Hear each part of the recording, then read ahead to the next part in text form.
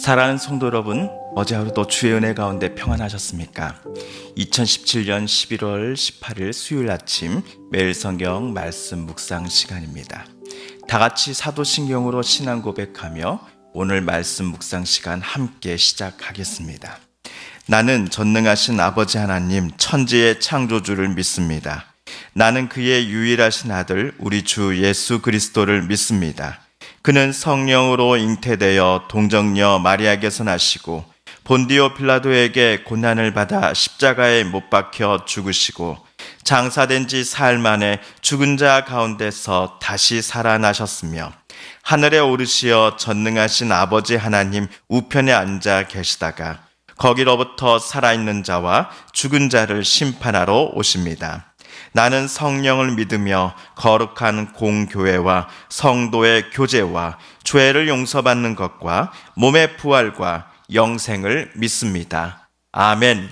오늘 우리가 함께 읽을 기록된 하나님의 말씀은 창세기 제26장 34절에서 27장 18절까지의 말씀입니다. 창세기 26장 34절에서 27장 18절까지의 말씀 함께 읽고 묵상합니다.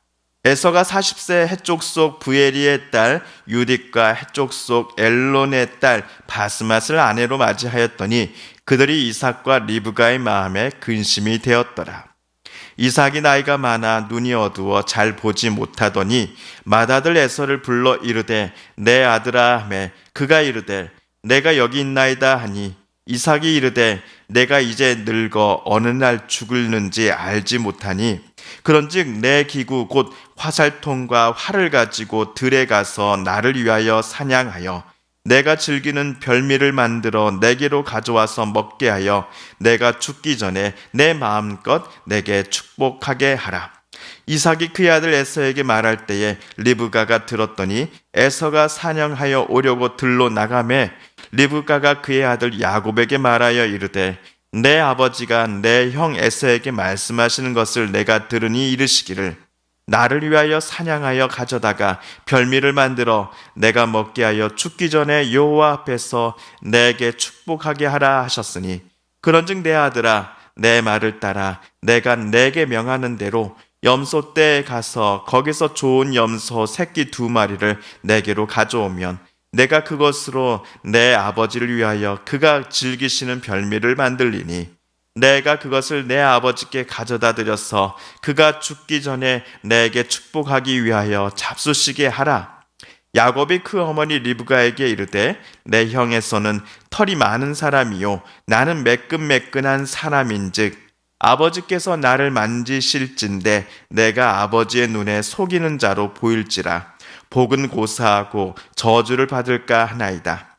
어머니가 그에게 이르되 내 아들아 너의 저주는 내게로 돌리리니 내 말만 따르고 가서 가져오라.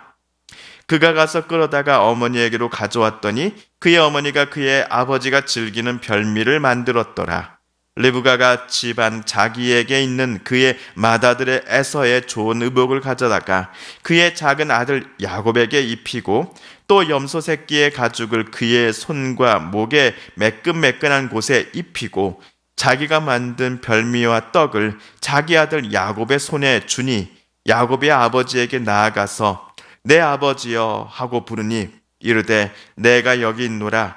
내 아들아 내가 누구냐. 아멘. 어제까지는 이삭과 가족이 아닌 사람들 사이의 이야기였다 한다면 오늘부터는 이삭과 가족들 사이에 일어난 큰 사건 2가지가 우리가 읽은 성경에 기록되어 있습니다. 첫 번째 사건은 장남 에서의 결혼 사건입니다. 이삭과 마찬가지로 장남 에서도 40살에 결혼식을 올립니다. 부전자전이지요. 그런데 결혼에 있어서 장남은 아버지와 다른 점이 있었습니다. 그것은 에서가 해족 속의 여인들과 결혼하였다라는 점입니다. 이삭의 결혼을 주도했던 사람은 할아버지 아브라함입니다. 아브라함은 이삭에게 가나안 여인이 아니라 자기 친척의 딸들 중에 신부감을 찾았습니다. 그 여인이 바로 리브가였습니다. 이에 반해 이삭의 장남 에서는 과거 그의 가족들이 살던 그랄 지역의 해쪽 속 여인인 유딧 바스맛과 결혼해 버립니다. 35절에서 이 결혼 때문에 엄마 아빠 모두가 근심을 하였다라고 하니 아마도 이번 장남의 결혼은 이삭과 리브가 모두가 원하지 않았던 것 같습니다.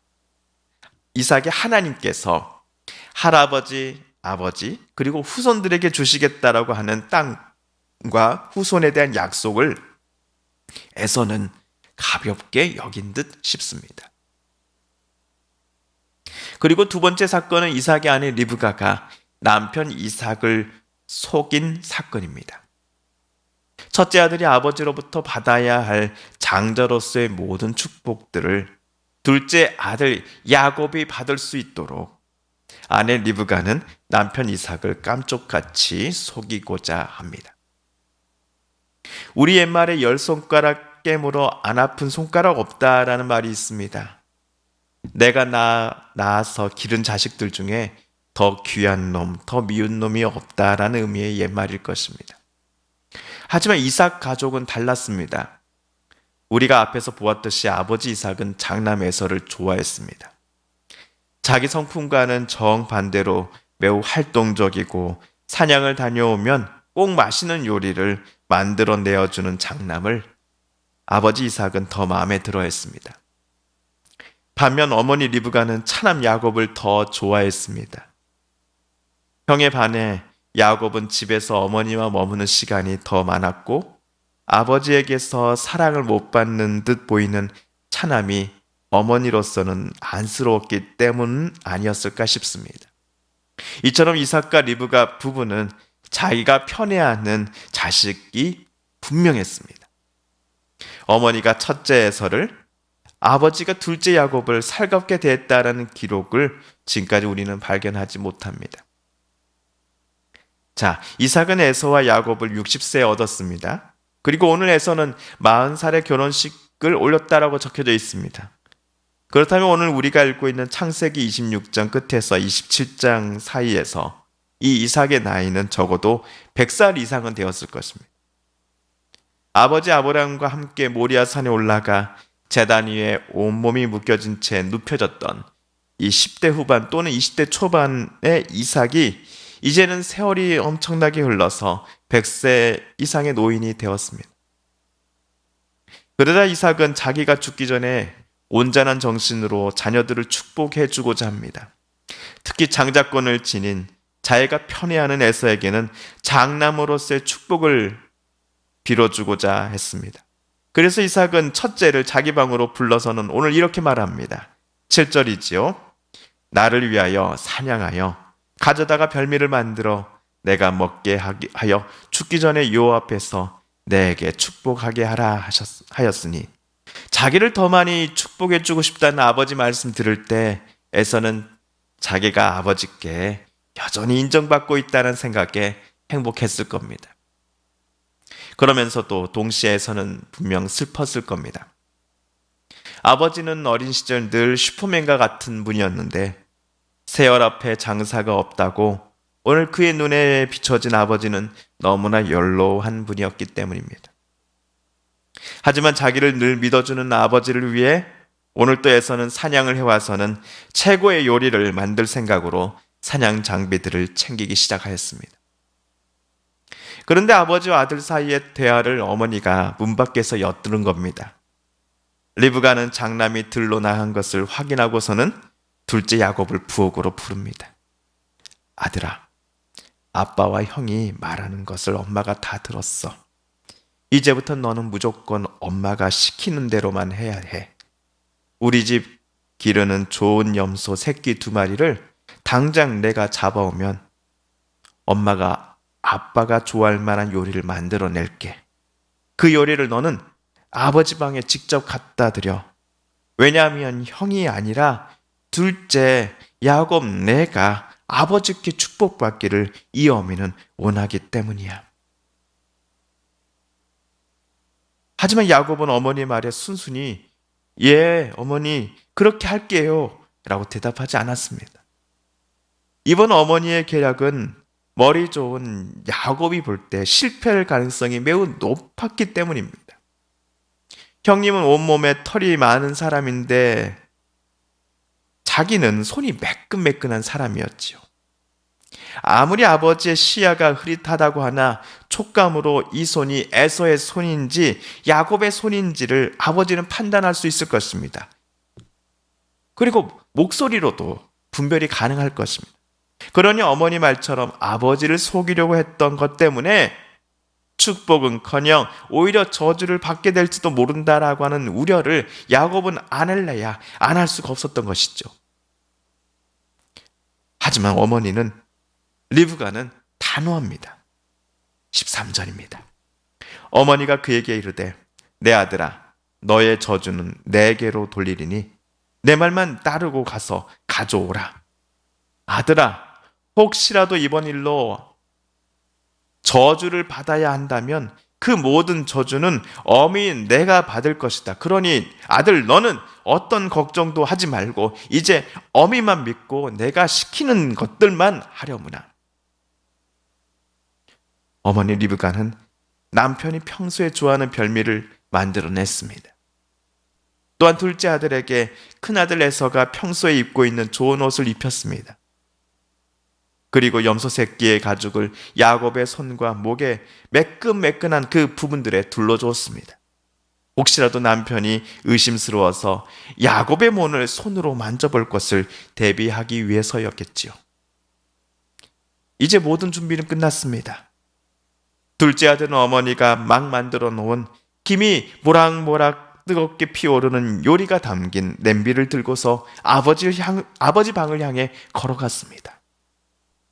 그는 방문 앞에서 잠시 숨을 고르고 큰 소리로 외쳤습니다. 아버지! 이에 이삭은 묻습니다. 아버지 여기 있다. 그런데 내 아들아, 너는 누구냐? 아버지의 이 질문에 야곱은 무엇이라고 대답했을까요? 그 다음 이야기는 내일 이 시간에 계속 이어서 우리가 읽고 묵상하겠습니다. 오늘 성경 말씀을 읽을 때 제 마음은 여러 가지 생각들로 조금 복잡했습니다. 아마 저랑 비슷한 느낌을 우리 성도님들께서도 받지 않으셨을까 싶습니다. 오늘 우리가 읽은 성경 본문에는 우리의 인간사, 특별히 가정 안에서 일어날 만한 일들이 한꺼번에 소개되어 있기 때문입니다. 자식 이기는 부모 없다고 했습니다. 에서가 부모의 반대를 무릅쓰고 헷 여인과 결혼했습니다. 하지만 이삭 부부는 장남이 자기 친척 중에서 결혼하지 않았다라는 점 때문에 고심하고 근심하였습니다. 또한 자녀에 대한 부모의 편애와 엇갈린 자녀 사랑 이야기를 오늘 이삭 가족은 갖고 있습니다.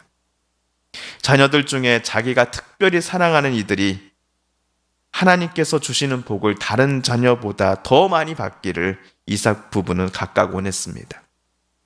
이삭이나 리브가 모두가 하나님께서 주시는 복이 얼마나 귀중한 것인지를 바르게 깨달은 사람인 건 분명한 것 같습니다. 하지만 앞으로 우리가 성경을 읽으면서 보시겠지만 이 두 사람의 자녀 편애와 또 욕심은 자녀들 사이의 관계를 깨뜨렸고 자녀와 부모 사이의 관계를 마지막으로 부모 사이의 관계를 어색하게 만들어 버렸습니다. 이러한 갈등과 또 가족들 사이의 어려움이 없지는 않을 겁니다. 이런 어려움과 문제들을 성경은 또한 야곱의 가족은 이삭의 가족은 어떻게 해결해 나가는지를 우리는 성경을 통해서 계속 보게 될 것입니다. 사랑하는 성도 여러분, 오늘 창세기 말씀 묵상을 통하여 하나님께서 오늘 저와 여러분에게 주신 말씀 또 음성을 기억하며 이 시간 말씀 붙잡고 우리 함께 기도하기를 원합니다.